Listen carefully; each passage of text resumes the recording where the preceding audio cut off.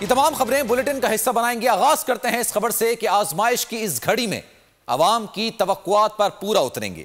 ملک کے 16 شہروں میں کورونا کیسز کی شرح بہت زیادہ ہے، جہاں سول اداروں کی مدد کے لیے پاک فوج کی خدمات حاصل کی گئی ہیں۔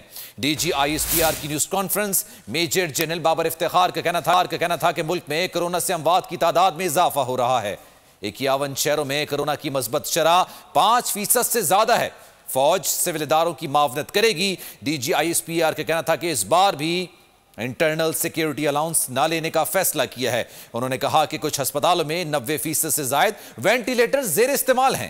کورونا ایس او پیز پر عمل کر کے ہی ہم وبا سے محفوظ رہ سکتے ہیں۔ وبا کی شدت اور تیز رفتار پھیلاؤ کی وجہ سے اموات میں بھی تیزی سے اضافہ ہو رہا ہے۔ ملک بھر میں 51 شہروں میں پازیٹیوٹی ریشو 5% سے زیادہ ہے۔ وفاقی حکومت کے احکامات کے مطابق ملک بھر میں پاکستان آرمی کو آرٹیکل 245 کے تحت سول اداروں کی معاونت کے لیے طلب کیا گیا ہے۔ 16 شہروں میں اس ہی مناسبت سے پاکستان آرمی کی انہینسڈ ڈپلائمنٹ کر دی گئی۔ پاکستان آرمی ایمرجنسی رسپونڈرز کے طور پر وبا کے پھیلاؤ کو کنٹرول کرنے کے لیے دیگر قانون نافذ کرنے والے اداروں کی بھرپور معاونت کرے گی۔ پاکستان آرمی نے اس ڈپلائمنٹ کے دوران بھی پچھلی مرتبہ کی طرح کسی قسم کا انٹرنل سیکیورٹی الاؤنس کلیم نہ کرنے کا فیصلہ کیا۔ تمام صوبائی ایپیکس کمیٹیوں کی میٹنگز ہفتے میں ایک دن ہوں گی، جن میں مجموعی صورتحال کا خاص کر ہائی پازیٹیوٹی ریشو ایریاز کا بالخصوص جائزہ لیا جائے گا اور اس حوالے سے